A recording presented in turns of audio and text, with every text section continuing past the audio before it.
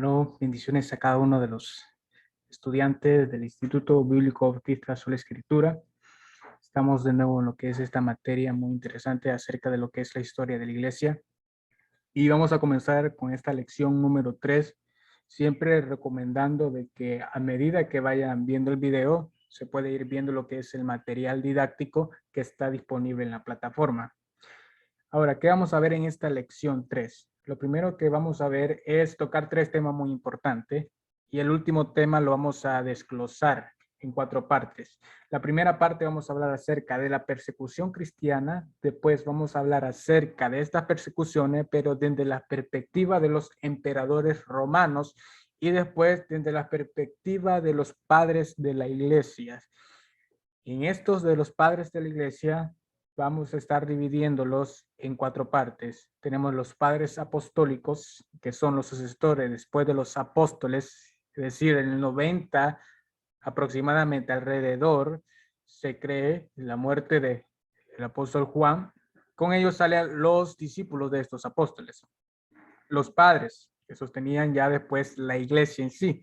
Hablamos los padres apóstoles de los 90 a los 150, los padres apologetas de los 150 a los 180 después de Cristo, los padres polemistas, que más que todos estos tratan siempre la manera de guardar la doctrina que se había acuñado durante todo el periodo de la iglesia que se comenzó con la venida del Espíritu Santo en esa región de Jerusalén. Después tenemos lo que es los teólogos científicos del 225 al 460 después de Cristo. Ahora, primero vamos a comenzar con la persecución cristiana. Y tal como vemos acá, nos dice que durante la persecución no podían celebrarlo públicamente, como hoy en día, que se puede celebrar cualquier servicio en cualquier lugar, en cualquier espacio libre, pero antes, hablando del primer siglo de la iglesia cristiana, era muy diferente. No podía uno realizar lo que son esos servicios, o llamámoslo así, la liturgia, en exhibiciones con los demás. Era un delito muy grave. Y esto es lo que vamos a ver por qué era un delito muy grave. A medida que esto avanzaba, tenían que ver la manera de cómo podían ellos realizar la liturgia. Y cuando estamos hablando de liturgia, estamos hablando de todas las cosas que se realizaban dentro de los servicios, adoración, alabanza. Todo lo que ellos se realizaban tenían que hacerlo de una manera muy diferente a lo que nosotros lo hacemos hoy, en el sentido de a dónde lo hacían. Entonces, por ellos se construyeron los que hoy llamamos las catacumbas, que eran larguísimas galerías subterráneas. No estamos hablando en el aire, sino que estamos hablando subterráneo. Ahí enterraban a los mártires y se reunían para celebrar la cena del Señor. Eso eran los lugares específicamente que se ocupaban para poder celebrar la cena del Señor. Hay indicios, hay arqueología que respaldan esto y hay escritos al mismo tiempo que respaldan esto de cómo se reunían dentro de los que eran catacumbas y cómo realizaban lo que eran sus servicios de adoración, específicamente la cena del Señor. Entonces, y de igual manera para leer las actas de los mártires y para explicar las doctrinas cristianas de los nuevos convertidos. Estas reuniones despertaban sospechas por los que celebraban antes de la salida del sol. Esto era para algunos cristianos muy difícil poder abiertamente poder realizar estas actividades debido a la persecución que había en ese momento. Entonces, y si alguno se va a preguntar qué significa la palabra catacumbas, un término latín algo bien difícil, pero de pronunciar, pero dice que la palabra catacumba significa al lado de la cantera. Proviene del hecho de las primeras excavaciones realizadas para ser utilizadas como lugar de enterramiento. Se realizaron en las afueras de Roma, junto al terreno de una cantera. Los cristianos no compartían las costumbres paganas al incinerar los cuerpos Y esto es algo muy interesante porque algunos en la tradición romana, incinerar los cuerpos era normal para los muertos. Sin embargo, para la cultura ya que venía comiendo el cristianismo, no era de una manera agradable hacerlo. Por eso, para solucionar dichos problemas y de la falta de espacio y de alto costo de la tierra, se crearon estos enormes cementerios bajo tierra. Entonces, vemos acá que estos cementerios bajo tierra eran el lugar donde ocupaban los cristianos de primeros siglos para poder realizar lo que es estas actividades. Y la más mayor importante de esta, la cena del Señor. Se reunían para leer las actas de los mártires, se reunían para poder ver las doctrinas cristianas. Ahora, y la causa de que se llevó esta persecución, de por qué los cristianos salían a estos lugares para que nadie los viera, era una de las razones, tal como vemos acá, que el cristianismo negaba el culto a los dioses romanos. Esto hay que ser muy enfático en esta área. Negaban los culto a los dioses romanos y al emperador. Eran dos cosas que se tenía que adorar, tanto a los dioses romanos y al mismo tiempo al César, al emperador que estaba en ese momento. Y esto era considerado delito de alta traición que debía ser pagado con la muerte, ya que si no estaba de acuerdo a adorar, es de estar de acuerdo a una ley suprema de ese entonces. Y por ser una ley suprema, aquel que la abolía tenía que ser castigado con pena de muerte. Ahora, por eso es el problema. Desde el momento que vino Jesús, y ya dijo que era el Señor, ya muchos confesaban con sus bocas que Jesús es el Señor. Solamente había un Señor para los romanos, y ese era el César. Aquel que decía que era otro Señor, era como estaba firmando el acta de su muerte en ese momento. Entonces los cristianos, según los romanos, obstaculizaban la grandeza del imperio y eran enemigos de Roma. Ya vemos el contexto de cómo estaban acá, de aquellas palabras que dice, si confesamos con vuestra boca que Jesucristo es el Señor, cualquiera lo puede decir hoy en día, pero en el contexto de lo que se estaba viviendo en este primer siglo, era muy difícil a lo que estamos viendo hoy.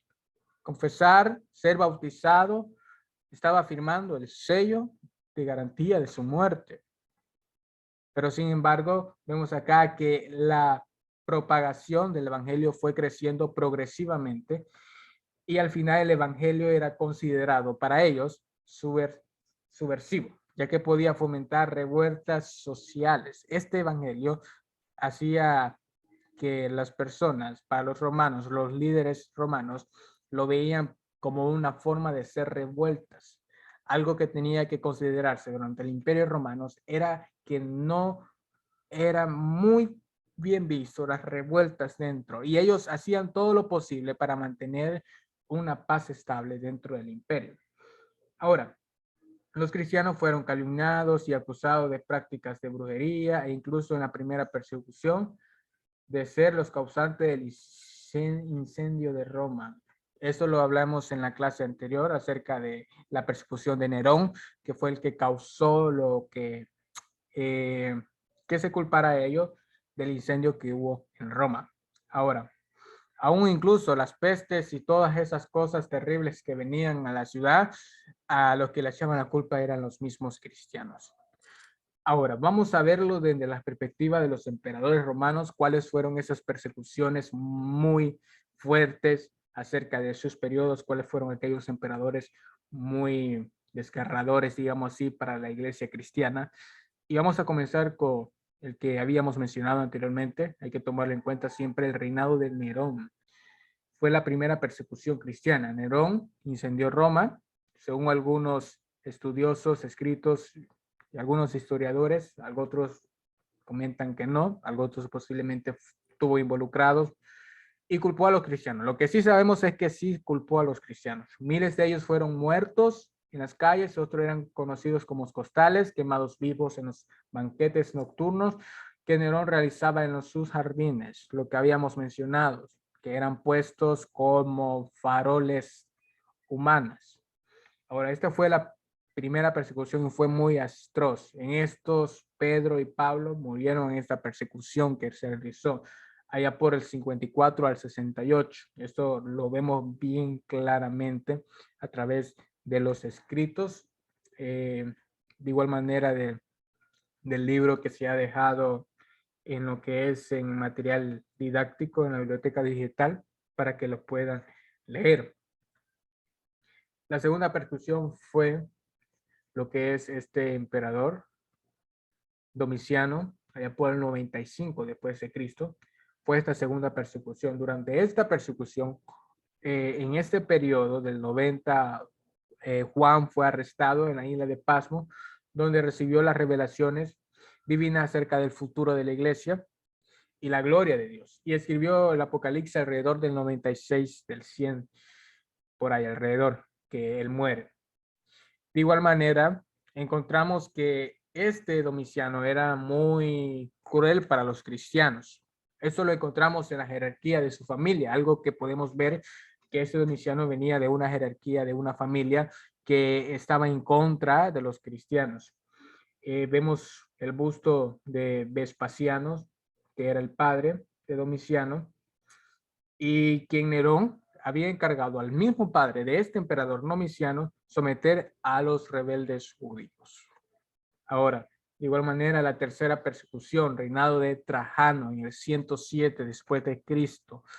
Trajano había ido a matar, había enviado a matar a los cristianos que no querían maldecir a Cristo y mandó a sacrificar a Simón, sucesor de Santiago, como cabeza de la iglesia de Jerusalén.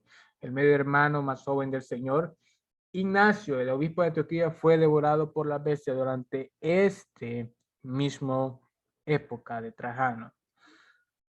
Ignacio de Antioquía fue el discípulo de Juan y de Pablo y fue el primero en mencionar en sus escritos que la iglesia era católica. Era un dato acerca de Ignacio. Entonces vemos el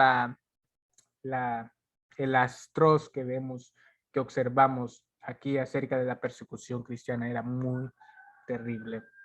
De igual manera, la cuarta persecución cristiana, que fue por el emperador Aurelio, y este estimulaba la persecución, que fue acérrimo perseguidor, es decir, aquellos que mataban en verdad a los cristianos, perseguidor de los cristianos. Muchos miles de creyentes fueron decapitados, devorados por las bestias feroces en la arena, entre ellos Justino Mártir, que fue filósofo antes, después de su conversión.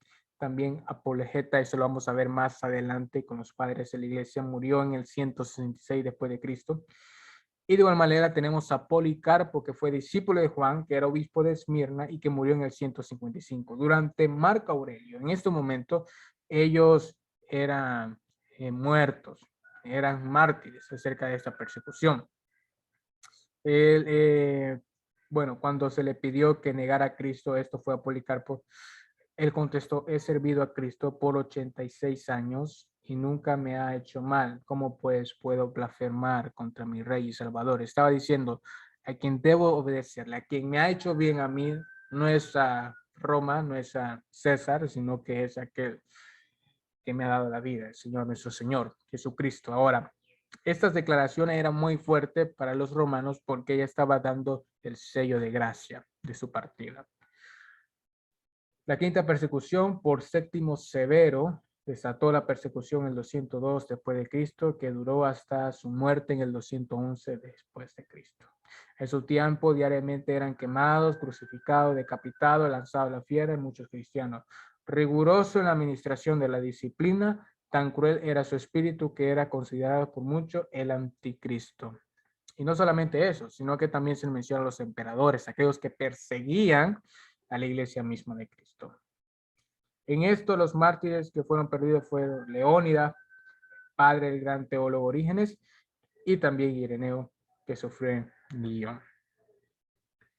La sexta persecución fue por Maximino Thrax, de 236 después de Cristo, por razones de muchos terremotos que los paganos atribuían al olvido de sus dioses se demandó esa persecución a los cristianos.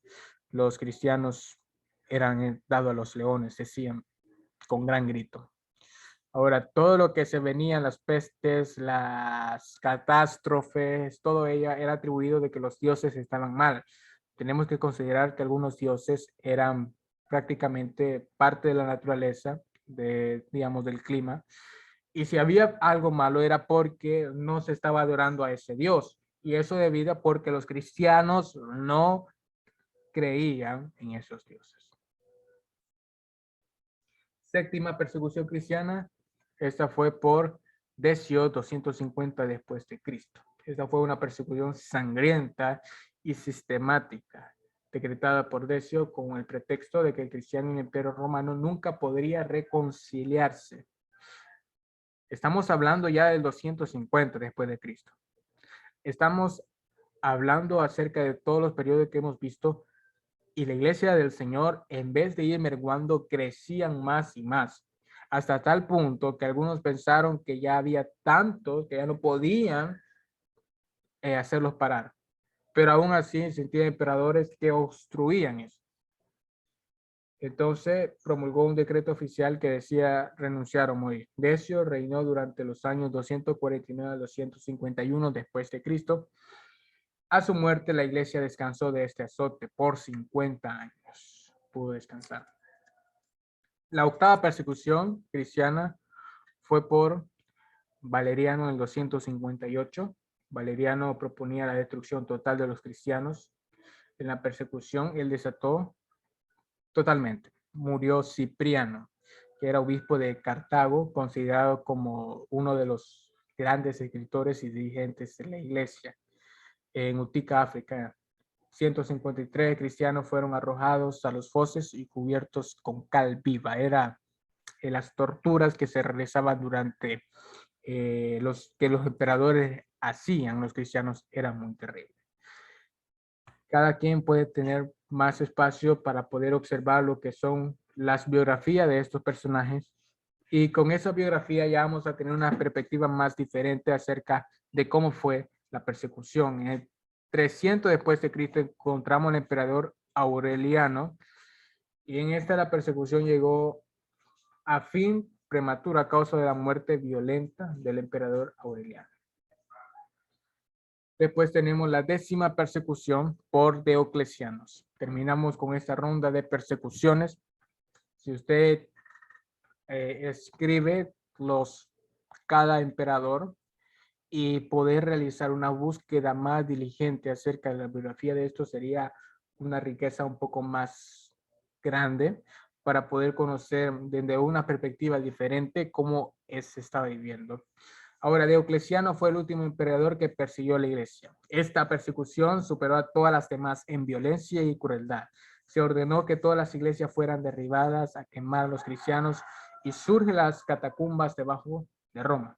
Empezaron a usar el símbolo del pez, ese famoso símbolo del pez que se ha encontrado por arqueólogos para identificarse como cristianos. Tanto fue el derramamiento de sangre que Diocleciano hizo acuñar una moneda con la inscripción Diocleciano, emperador que destruyó el nombre cristiano. Su favorito César Galerio fue atacado por una destatable enfermedad, temiendo la venganza de Dios, derrocó el edicto de la persecución. Bueno, ahora lo vamos a ver desde la perspectiva de los padres de la iglesia. Bueno, los padres de la iglesia, ¿por qué los padres? ¿Por qué ese nombre? Se le llaman padre de la iglesia a un grupo de pastores y escritores, no solamente eran pastores, sino que también escritores eclesiásticos. Se dedicaban su vida a la edificación dentro del cuerpo de Cristo y eso era muy importante cuando se estaba surgiendo este movimiento cristiano. Eran obispos en su mayoría de los primeros siglos del cristianismo, cuyo conjunto doctrinal es considerado fundamental de la fe y de la ortodoxia cristiana como la vemos hoy en día en la iglesia. Se le llamó así porque continuaron como dirigentes de la iglesia en la época antigua. Después de los apóstoles generalmente fueron obispos quienes se les llamó padres. Padres en Dios. Dada en gran estima que les profesaban los miembros leales de la iglesia. Ahora, en estos padres tenemos que están divididos por 4, los padres apostólicos, padres apologetas, padres polemistas y teólogos científicos. Los padres apostólicos, sucesores después que continuaron después de los apóstoles. Primero encontramos a Policarpo del 90 después de Cristo, discípulo del famoso del apóstol Juan. Policarpo fue discípulo de Juan, esto hay que tomar en cuenta. Una de sus cartas fue dirigida a los filipenses, donde insta sobre la fe en Cristo y la consiguiente operación de aquella fe en la vida diaria. Fue quemado vivo por no renunciar al cristianismo. Estos fueron los padres apostólicos, lo que siguieron con el mensaje del evangelio en Cristo Jesús, lo que tenían que seguir con esa vivencia de espíritu después de los apóstoles. Y después tenemos en el 95 más adelante Clemente Romano, se le llamó bienaventurado. Era de gramática paulina, su teología cita mucho los pasajes del Antiguo Testamento, hace énfasis en el temor de Dios y en la santificación. Mientras el apóstol Juan escribía el Apocalipsis en la isla de Pasmo, Clemente desempeñaba el puesto de anciano dirigente en Roma. Clemente estaba en Roma mientras que el apóstol Juan estaba realizando los escritos del libro de las revelaciones. Otro que seguía después, 117 después de Cristo, era Ignacio de Antioquía, discípulo de Juan, de igual manera, obispo de Antioquía, caminó a Roma, escribe las 7 epístolas a los romanos para fomentar la unidad de la iglesia, exaltaba el martirio y creía en la personalidad divina humana de Jesús. Él fue el que introdujo el término católico, que hay que hacer énfasis que católico significa universal, y ese término fue acuñado durante después en los catecismos bautistas, en los catecismos de Westminster, después en los credos, ese término católico. Ahora vamos a los padres apologetas. Estos padres apologetas eran los que defendían el cristianismo contra las acusaciones del mundo paganos. Estaban en la expansión del evangelio y por ende tenían que enfrentarse a varias filosofías, ideologías paganas. Tenemos a los de Grecia, que eran muy idólatras, romanos más que todo, muy idólatras, y que defendían a estos padres, las acusaciones del mundo pagano. Trataban de lograr el reconocimiento legal del cristianismo. Escribieron en un sentido más filosófico que los padres apostólicos. Ellos se adaptaron al lenguaje de los hombres para que pudieran entender. Ahora, Justino Mártir fue uno de los padres apologetas que encontramos. Trató de demostrar que el cristianismo no era nada nuevo, sino que más bien era la continuación o culminación de la muy antigua fe de los hebreos. Defendió el cristianismo contra los cargos de ateísmo, canibalismo, inmoralidad y otras actividades antisociales. Ahora, algo que hay que tomar en cuenta es que vamos a ver cómo los padres de la iglesia trataron la manera de poder esclarecer algunos puntos, pero al final lo que pasó era que habían algunas herejías, digamos así, que al final en los posteriores siglos comenzaron los reformadores a poder entender algunas doctrinas que sí eran bíblicas y otras doctrinas que en verdad los padres lo utilizaron solamente como dicen porque era necesario de emergencia, no sabían qué más decir. Por eso, bueno, no son apóstoles, solamente eran discípulos de los apóstoles. Ahora tenemos los padres polemistas del 180 al 255 después de Cristo. Tenemos a Ireneo, que decía que la Biblia debía interpretarse literalmente. Para él, el bautismo era necesario para salvación. Creía que la iglesia apostólica se basaba en 3 cosas: la Biblia, el credo de los apóstoles y la sucesión apostólica. Aquí comienza algo que se llama el comienzo de la idea papada, sucesión apostólica. Creía en esa sucesión. En el tiempo medieval, vamos a ver los padres medievales más adelante. Tertuliano en el 225. Se le llamaba padre de la teología latina. Era abogado romano, luchó contra el catolicismo, prohibía los ídolos, ser comerciante, ser soldado e ir al circo. Cecilio de Cipriano, de igual manera, se contribuyó en la teología fue la salvación es por la sola la iglesia. Creía en la existencia del purgatorio, decía que Roma es la madre de la iglesia y que los ídolos no son dioses. Creía en el bautismo de niños. Si podemos observar acá, vemos cómo los polemistas, más que todo eran los padres, que iban a defender las doctrinas. Y por defender las doctrinas, algunas de ellas acabaron en herejía y eso es muy complicado. Por eso los concilios van a tomar un papel muy importante en el estudio de hoy, porque los concilios y los credos al final van a ser temas de mucha importancia que hasta el día de hoy nosotros lo respiramos sin saberlo, lo decimos sin saber su historia, pero que sí, las confesiones y los concilios son muy importantes. Teólogos científicos. Tenemos a Orígenes, que se le considera el padre de la teología sistemática. Esto es Orígenes, tanto Jerónimos y Orígenes son bien acuñados al día de hoy. Se le llamó Adamancio, hombre de acero. Sus obras, la Exapla, la Biblia de 6 columnas, su aporte teológico, su énfasis en la interpretación alegórica. Para él, las personas del infierno, mientras más llamas tenían, más se purifican. Creían en la universalidad. Era algo que estos hombres metían, trataban la manera de meter, porque de acuerdo a las posturas de los hombres tenían que acoplarse. Entonces, ellos daban sus razones, ellos daban sus comentarios. Y hasta el día de hoy eso se tiene y no hay. La verdad, hermanos, es subjetivo, es muy subjetivo. Pero lo que sí podemos decir es que la doctrina de primer grado que Jesucristo el Señor no es indiscutible. Esa debe ser siempre. Tenemos a Jerónimo, su nombre completo es Eusebio Jerónimo, autor de la Vulgata Latina. No aceptó los libros apócrifos, que son aquellos libros escritos en el periodo intertestamentario. Hizo mucho para fomentar el ascetismo y el celibato. Y tenemos Juan Crisóstomo de igual manera, que se le llamó la boca de oro por su forma de predicar.